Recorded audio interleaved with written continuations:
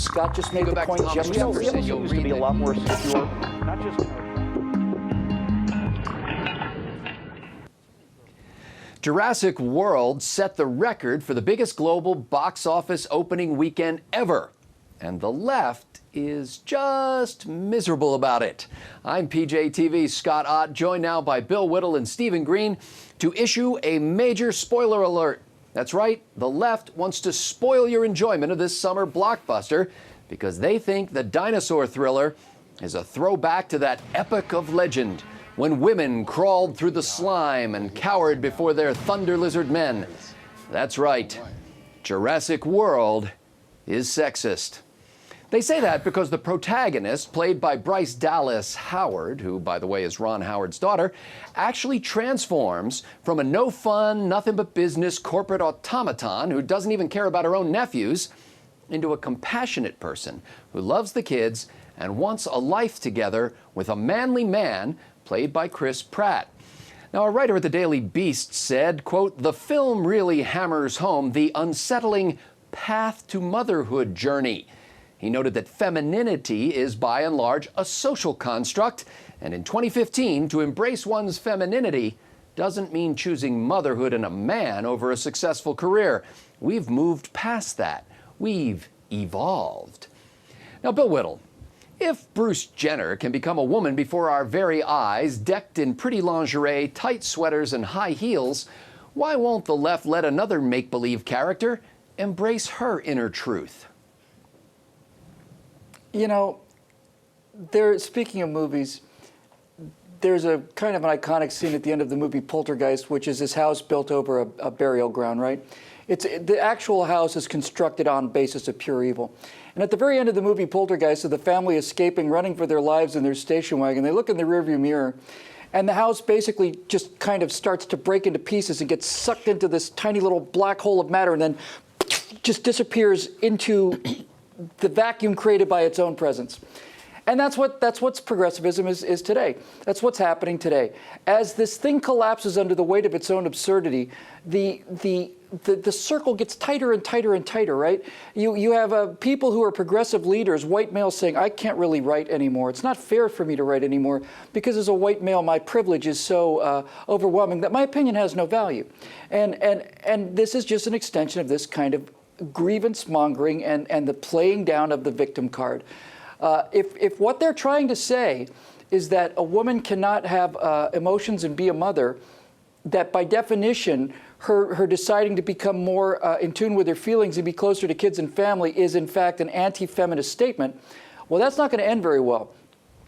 And I'll tell you why. Because what they've really done here, Scott, is they've had the audacity to treat this woman as if she was an actual human being. They've made her an actual protagonist. And just a little bit of screenwriting 101 for you guys out there. If the protagonist starts the movie in one position and ends the movie in the same position, then that's not a story, that's not a protagonist. The entire purpose of a story is to show how somebody changes from where they begin to where they end. Now, if you've got a woman character and the issues are job and family, you can run this story one of two ways. She can start out as, in the movie, a rather serious business person who's lacking emotional feelings, and then over time, with threat to her family and threat to herself, discovers inner resources and a whole new part of herself, becomes a bigger person. That's the story they told. Or they could have run the arc in the other direction. She could have been a person who was a businesswoman and a mother who, after her experiences with the dinosaurs, comes to say, hey, you know what? Screw the kids, screw the guys, screw everything. I'm looking out for myself. Now, the problem with that arc is that's not a protagonist, that's an antagonist. But wait, there's another problem.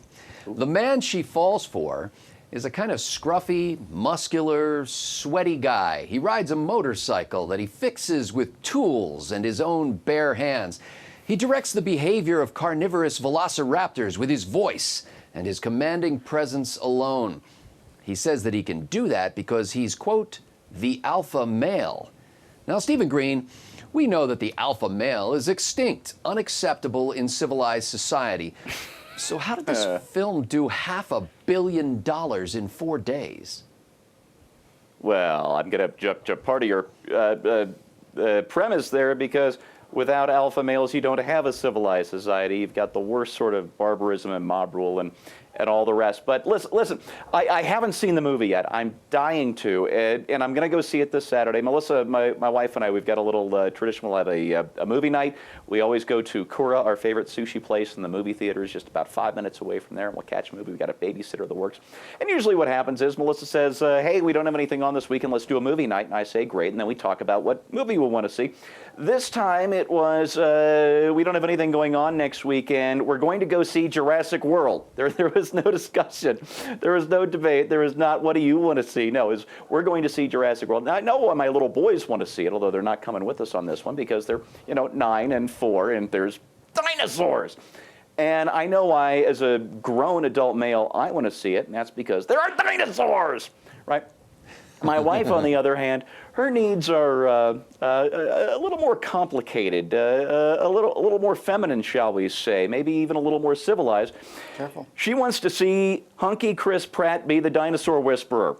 That's what she wants. Hopefully he'll take his shirt off. That is, the dinosaur whisperer, Chris Pratt. She's done. She's sold.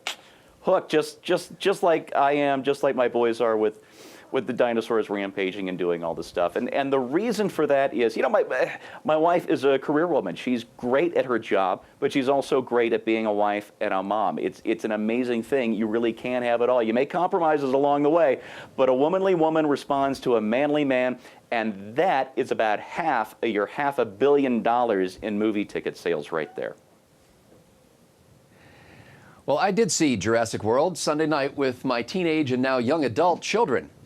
And it's funny, even though they're pretty sharp kids, it didn't occur to any of us that it was sexist. Although my girl didn't like the movie because it was too scary, and she said the romance didn't get a chance to fully develop, and it didn't make her feel happy, she said. Now, truth be told, she didn't want to go in the first place, but she didn't want to stay home alone either. Girls. Oddly enough, neither of my boys mentioned the lack of romance or of happiness, but my younger son raved about the awesome dinosaur fights. My older son cracked that the film was a message against genetically modified food. But that's about as deep as it got for them. Boys.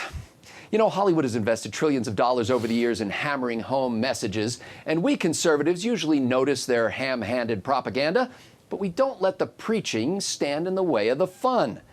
Leftists cannot do that.